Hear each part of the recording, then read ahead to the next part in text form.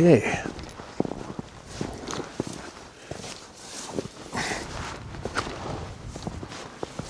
Oh, well, cutting this day short. I hope that wind's not too loud on my little mic here. Oh, I gotta sit on my muddy quad on my trailer. I was trying to take it easy today. Did some pretty grueling hikes the past few days, and I don't want to burn out, which I normally run myself into the ground. I don't drink enough water, blah, blah, blah, and I get home and I'm a mess, and I'm in trouble with the big boss. So I took it kind of easy today. Got warmer today, so nothing seems to be moving too much. But then I went and checked an old spot I hunted last year, and sure enough, there's a big buck walking down the road. I didn't see him. He says Prince walking down the road. He made a rub. And he walked into the bush, and he made another rub, and then I couldn't help myself. It's like dragging the cat, the mouse in front of the cat, and I went after the side. I was going to start tracking him. I was right on his ass. And he took me down to this low bog, like bog-like flatland with spruce trees in it, and they grow kind of stunted. It's disgusting.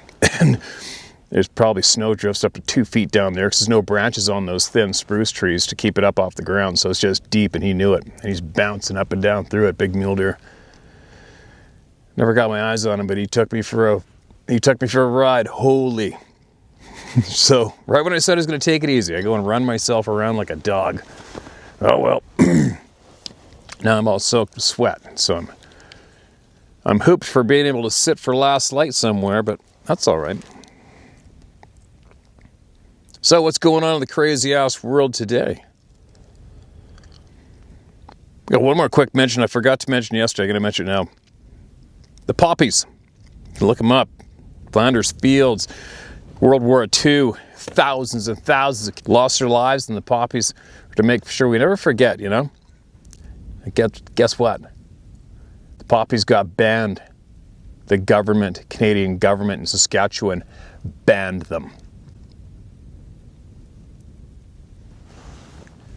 Yeah.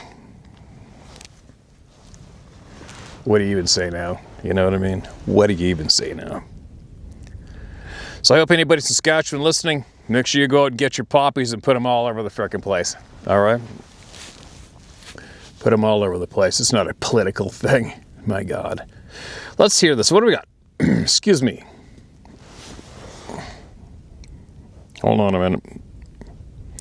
Hold on. Fresh out of the pan. This is titled 41 Years of Knowledge of the Forest People. All right. Steve, please don't share my name. Call me Gramps. You got it, Gramps. At the age of 16, 41 years ago, my father and I were grouse hunting in early September. He would stop at the entrance of a gated logging road, and I would walk up that road with my old Winchester 97 12 gauge to shoot a grouse.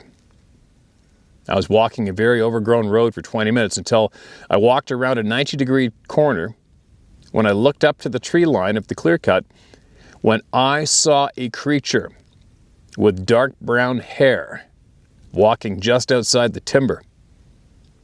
At the same time I stopped, that thing turned its head looking directly at me. It must have tripped over a deadfall because it dropped/fell to its knees. It was like I could hear the feeling of, quote, what, who, what, end quote, in the look of its eyes. Holy, so you're close, the look of its eyes. Oh, I gotta switch my hands up. Where's my pocket warmers? That wind. No pocket warmers? Oh, you dumbass. All right, oh well, I'll keep switching my hands back and forth. Panicked now, I dropped my shotgun. I stood there looking as it stood up. And at that moment, I heard my father whistle for me to return. I turned my head to look back to the road just for a few seconds, and when I turned back, it was gone. I got back to the car without any issue. My father asked if I saw anything, and I responded with a no, sir. No way, crazy. Once home, my mother knew something happened, and she asked me several times. I never told her. It dominated my dreams, every thought for months. No doubt, probably hasn't stopped.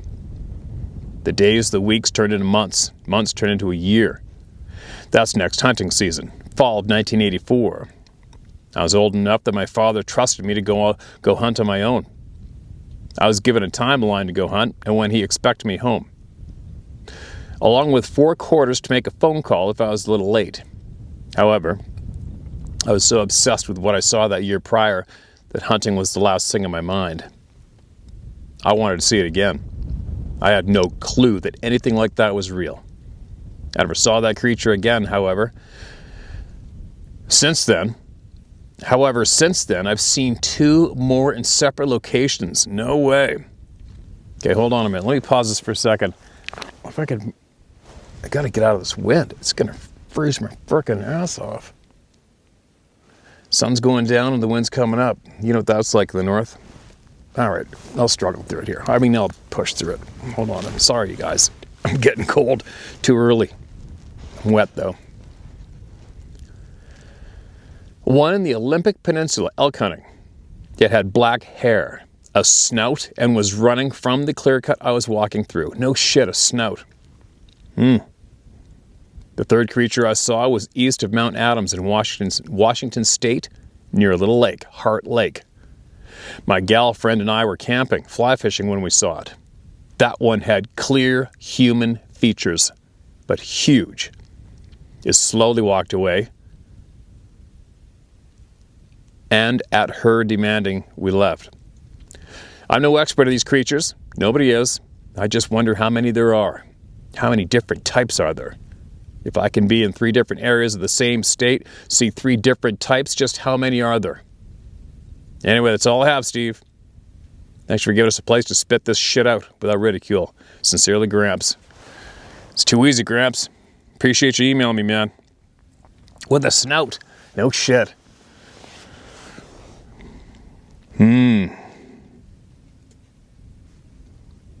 What the hell's going on? Different types. Where are they coming from? Where they live full time? You know, I was thinking yesterday, remember I did a little babble yesterday about that one in southern Louisiana taking shelter in that rundown, abandoned sugarcane oven place? Farm ranch, sorry. Lots of words. But you got to think about it. Like I used that description, that email yesterday, with that thing taking refuge in that deserted, abandoned building, laying on a pile of discarded paper for some kind of a bed. It sounds exactly if it was like a fugitive. Or somebody, you know, as an example, if you got shot down behind enemy lines. Uh-oh, what am I going to do now? Right? Think about what you would do. Like seriously, think about what you would do. All right, yeah, you're shot down behind enemy lines. You're all by yourself. You can't get a hold of anybody.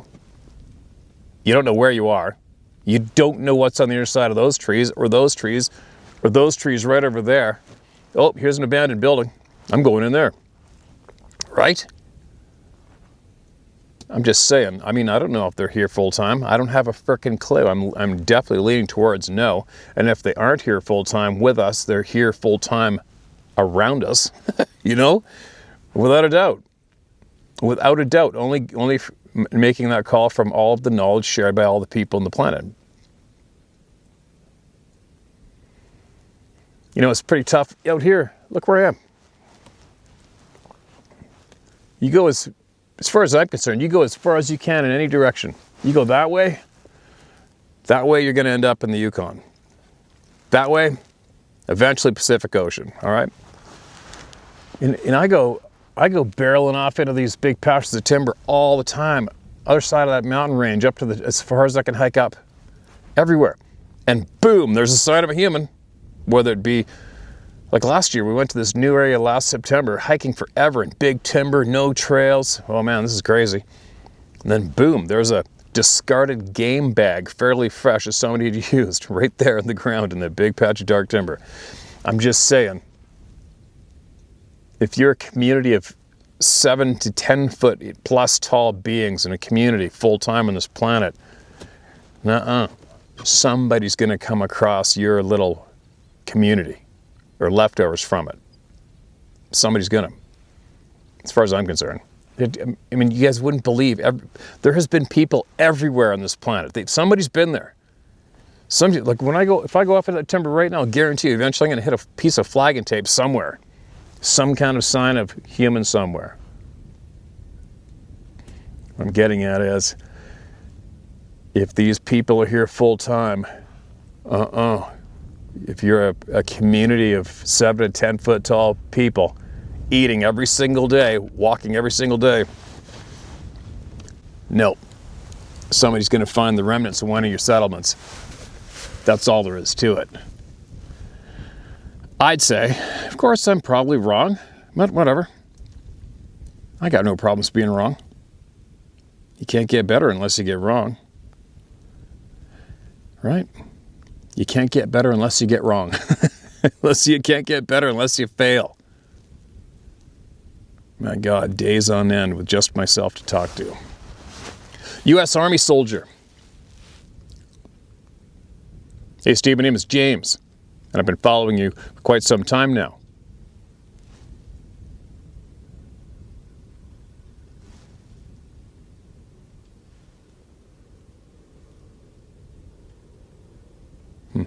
Sorry. I've been following you for quite some time now. My Bigfoot Sasquatch story isn't as exciting as others you've read. Thank God it's not a competition. No worries. I've not come face to face with one, but I'd like to let you know, and others, my experiences. And some of these oil field trucks are loud. You guys hear that?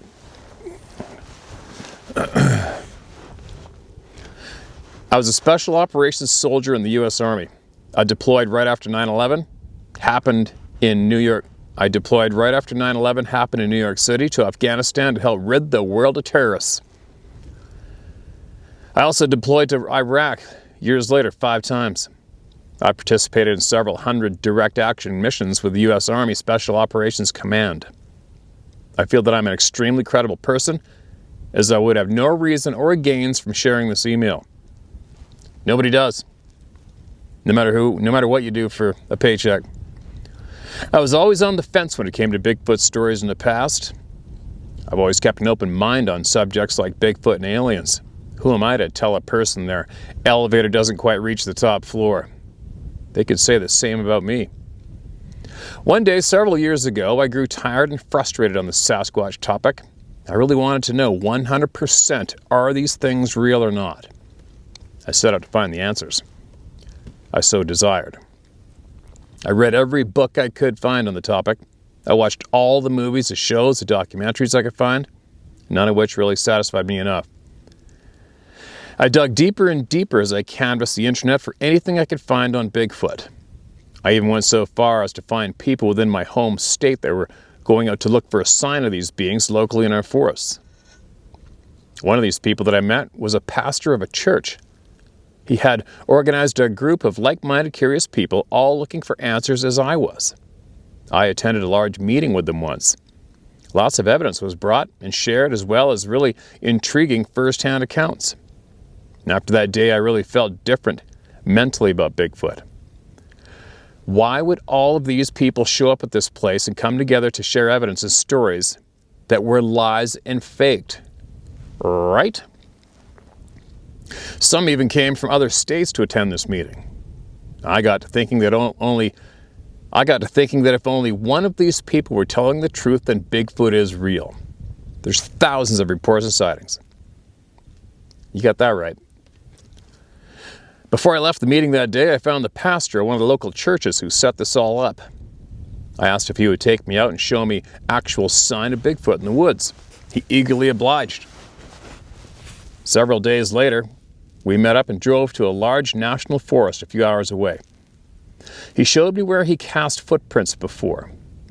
Next to the location they camped out at and had very large handprints left on his vehicle. He also took me to where a healthy green pine tree was freshly twisted, slashed, grabbed, and broke off at about 9 feet high. It happened to be near a small source of water.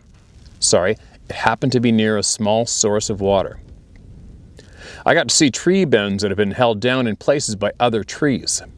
Rock stacks that were definitely out of place and not natural. However, they could have been done by people, but I kind of doubt it. There's nothing out here. Why would someone come all the way out here and stack large rocks in the woods? There's zero chance a man or woman twisted that pine tree till it broke off. I couldn't get one hand but halfway around it. And machinery wasn't capable of being where this tree was. It wasn't storm damaged. Nothing fell around it or was damaged. The pastor told me a few stories of him and the guys camping out here and strange things happening that they can't explain. One example, something made some deer run through their camp at night with a fire burning. And all the campers out around the fire before heading to bed. I know this could be explained away, but this area has high Sasquatch activity. Another example was a story of where the local park ranger had an encounter with one. And here's another. The pastor and his son camping and a something screamed loudly and then started banging a rock on a metal park service gate leading to a radio tower in the middle of the night on a mountaintop. That must have been frickin' loud. There are several other stories to include a tent being drug off with a man and his wife in it. One large man was even picked up with one hand at night while sleeping in the bed of his truck with a tarp over him. Oh, and he weighs nearly 400 pounds. Email stops. There you go. Imagine being 400 pounds and something picks you up out of the box of your truck by your wrist or your hand. I wonder if that guy's listening. If you are, wouldn't mind hearing that one. And then what happened to him? Just picked him up, put him down? Then you want to pick him up and see how much he weighed. I wonder how many other people out there haven't seen these beings but get obsessed with them in a way. Not obsessed, but you know what I mean, like uber curious. And they would just want to find out for themselves once and for all. I wonder how many people out there in that same boat. I wonder if that camera's still working. Let me check on it.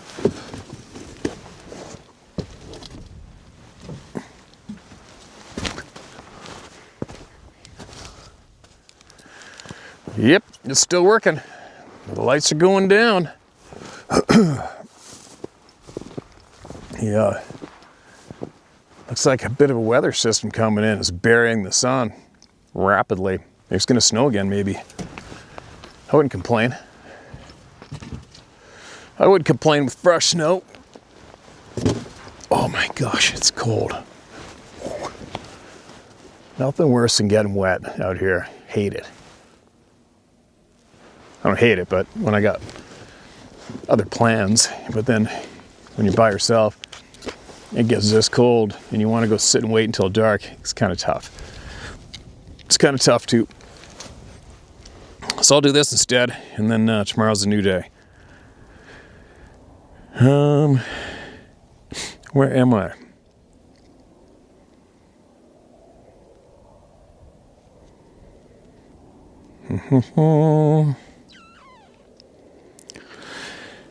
My name is Lauren Neves. Neves, N-E-V-E-S.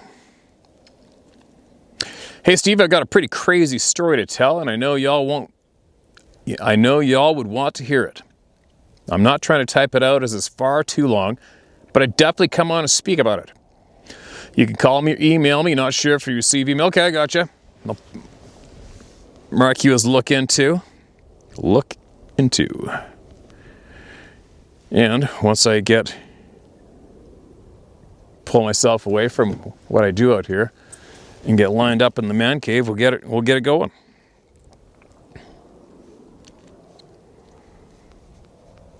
Oh, this is a long one. All right, let's see if I can pull this off. If you guys start noticing signs of hypothermia, call the authorities. Kidding. Oh man, brr. This is titled, A Difficult and Detailed Encounter. Hi Steve, I'm about to share two separate but related stories. Same year, same area. The first story is short and simple. It probably could be written off on its own, but it complements and reinforces the second story. And here's the part where I explain my credentials. I will not try to impress you with my outdoor expertise. I just really enjoy hiking and fishing. I do it whenever my schedule allows. However, I have 14 years' experience in law enforcement. I've seen and done plenty. I'm confident in my ability to protect myself and others. I'm one of the few who do not have the typical fight or flight response. I'm able to keep my cool in dangerous situations and keep an eye on the larger picture. No tunnel vision, and act tactily. I also have an uncanny knack for discovering the truth, especially when the details are hidden. I have training in investigation, interviewing, and advanced interrogation. I bring this up not to impress you, but to let you know why I have included so many details that do not seem necessary. The truth of the matter can often be discovered by studying details that do not seem relevant at the time. With that said, here we go. This sounds familiar. I've had a few law enforcement officers share the same delivery about the detail. I'm well aware of the detail from law enforcement. Encounter 1, April 2019, Northern Idaho. I was itching to get outdoors after winter, and there are some old railroad tracks that lead out of town. Did we read this? No. Old railroad tracks that lead out of town. The tracks had not been used in decades.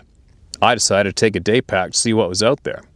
The tracks led through the wilderness from the small town I live in into a small logging community about 24 miles away.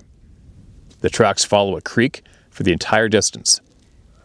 I hiked about 6 miles out and decided to stop for lunch before heading back. I saw a beautiful spot covered in very large boulders along the creek about 100 yards from the tracks. It was very steep and not easy access, but worth the effort to climb down. I found myself in a 10-foot by 5-foot area surrounded on 3 sides by 7 and 8-foot boulders. I sat down on a rock, resting my back against one of the boulders and facing the direction I had just come from.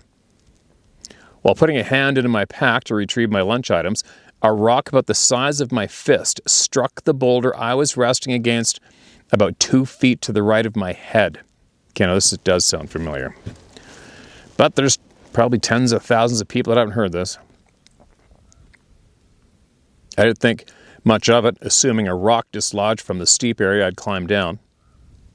And about 1 minute later, while I was eating, a second rock hit the same exact spot as the first.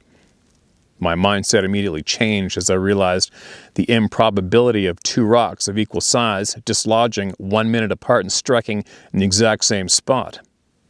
I also realized that the rocks had to be thrown over the boulder that was 5 feet in front of me. I was not alarmed and assumed someone was having a good chuckle at my expense. I casually removed my pistol from its holster and made a show of checking it over before placing it in the top of the pack in front of me. I finished my lunch with no further incident and began the ascent back up to the tracks. About 20 feet into the ascent, I stopped to inspect what seemed to be a large and deep footprint. I'm not a tracker, but it seemed to be the shape of a human footprint. I removed most of the pine needles and took a picture with my foot next to it, thinking to show my 13-year-old son, who's crazy about such things. The print looks to be about 18 inches long. I returned home with no further incident.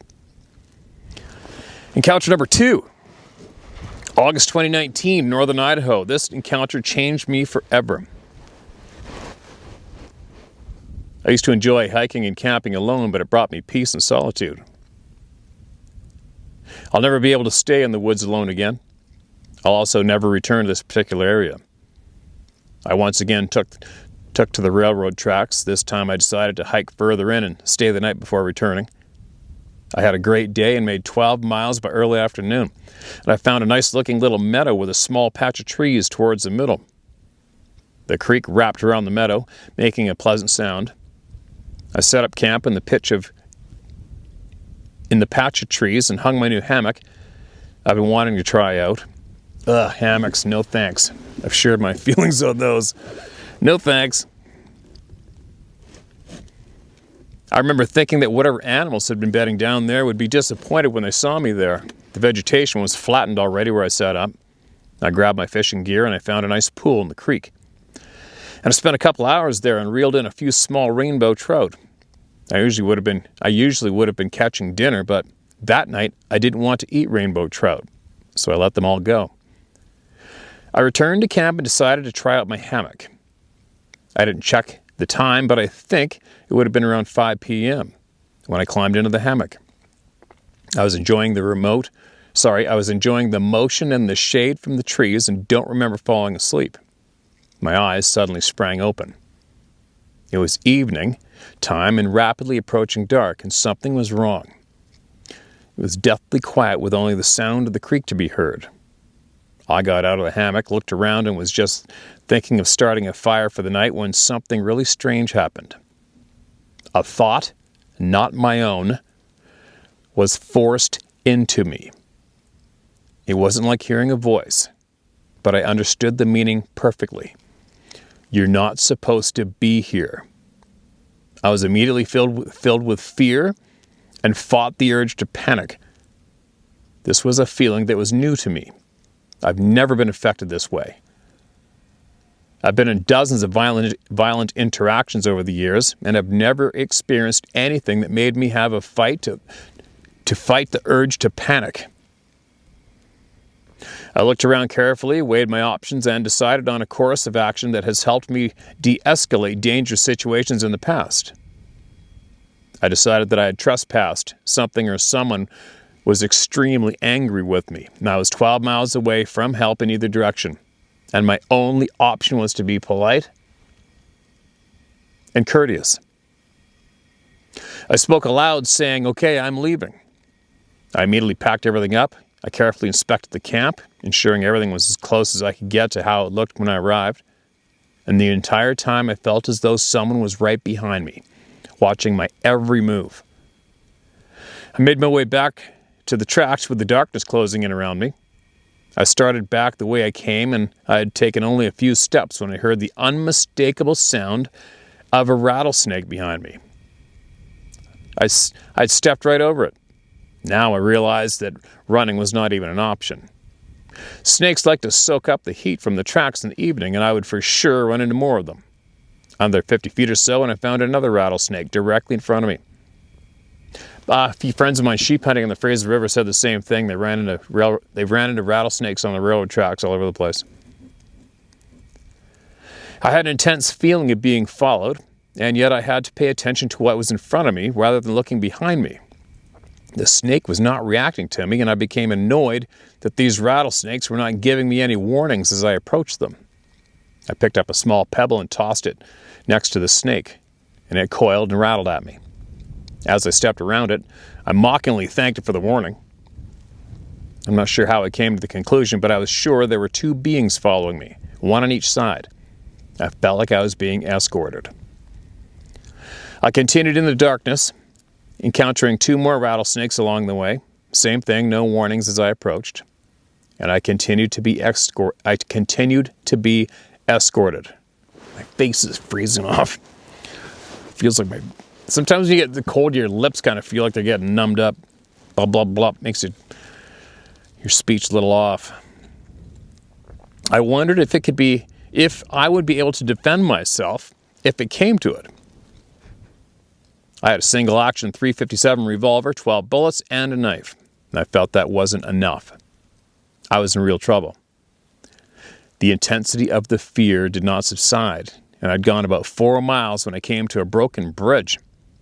There are several bridges on this length of track, and some of them broken or collapsed.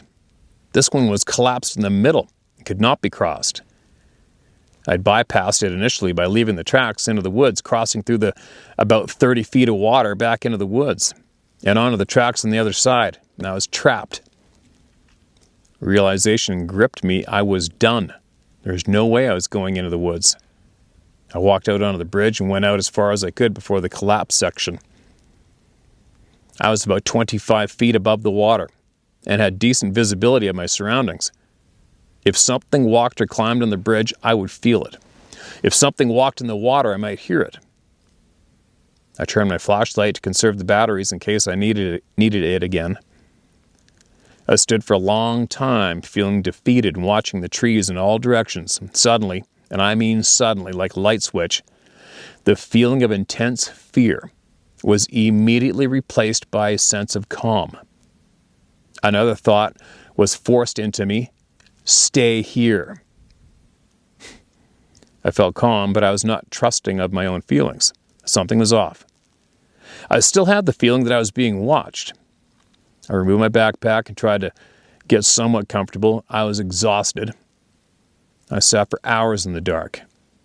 My mind was trying to work out what just happened. I began to doubt myself. Was I going crazy? I decided that maybe nothing was going on and I was just scared for no reason. I decided I would never speak of it to anyone. My eyes closed at some point and I nodded off, and I was immediately woken up by 2 distinct knocking sounds coming from my left as I was facing the direction I had just come from. It sounded like wood hitting wood. It was not overly loud and it was extremely close by, and at some point I nodded off again. I was once again immediately woken up by 2 knocks, seemingly from the same location as the first 2. The feeling of calm was present throughout this time, and I still did not trust it. And a third time I nodded off, but this time I was woken up by the sound of a very large, heavy object landing in the water. I immediately looked in the direction of the sound and saw the location of impact was about 15 feet from the shore, 30 feet from the tree line, and 20 feet from the bridge. It sounded like a much bigger rock than I could even pick up had been thrown into the water, probably from at least 30 feet away. It may sound strange, but this did not frighten me. I still had the sense of calm. It's hard to find the right words to explain, but I felt like I was being harassed by a teenager. Like I said about the first encounter, I felt like someone was having a good laugh at my expense. I waited out the rest of the night without further incident and did not move from my spot until after 10 a.m. Holy shit, eh? I wanted to be sure I had full light and no shadows for the 8-mile walk home. I walked home without incident, and I have not and will not return to that location.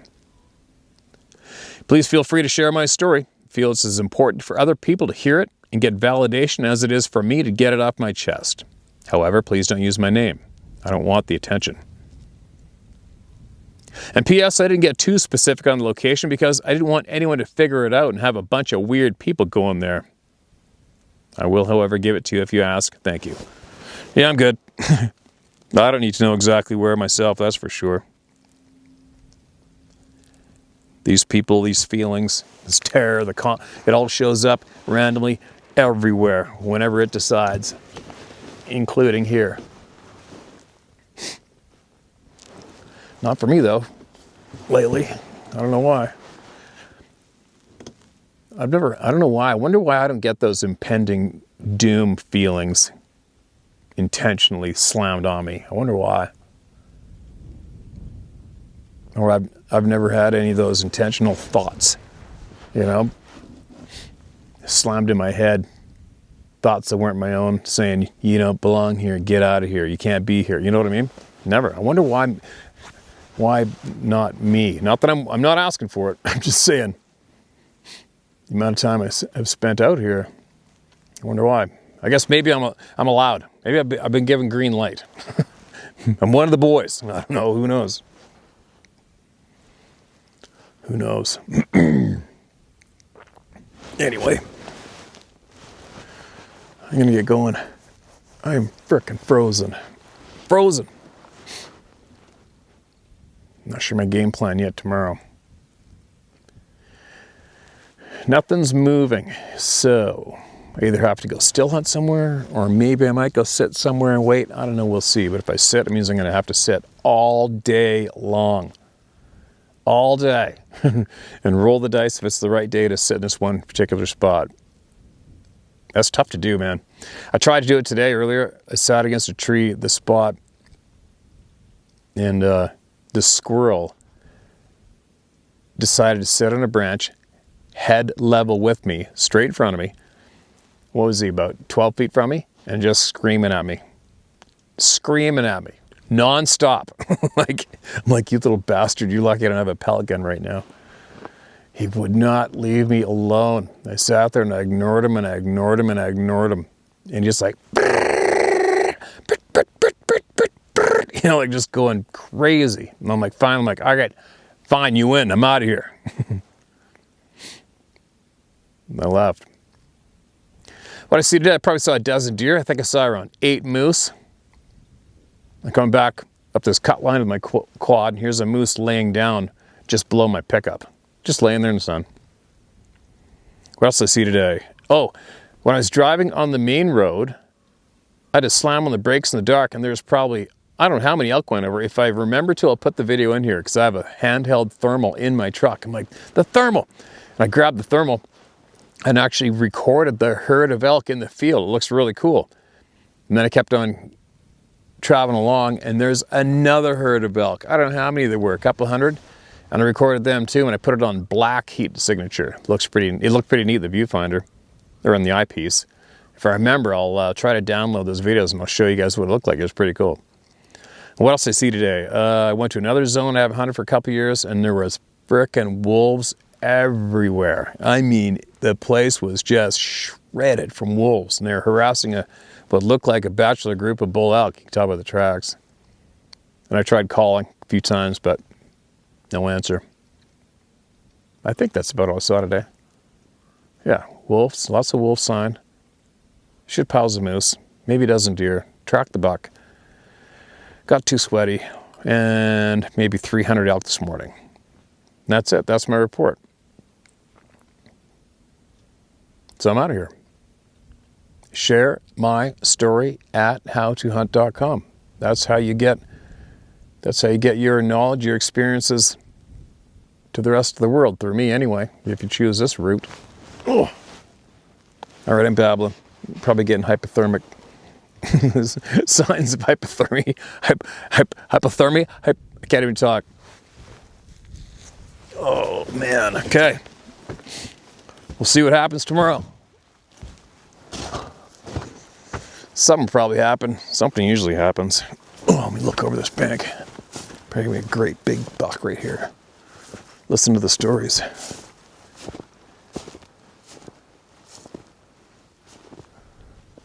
Well, that goes a lot farther down than I would have thought.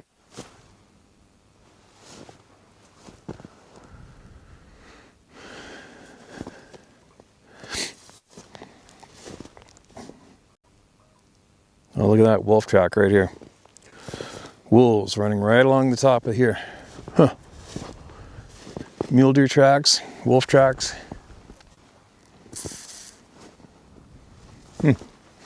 Everybody's hunting. Everybody's hungry.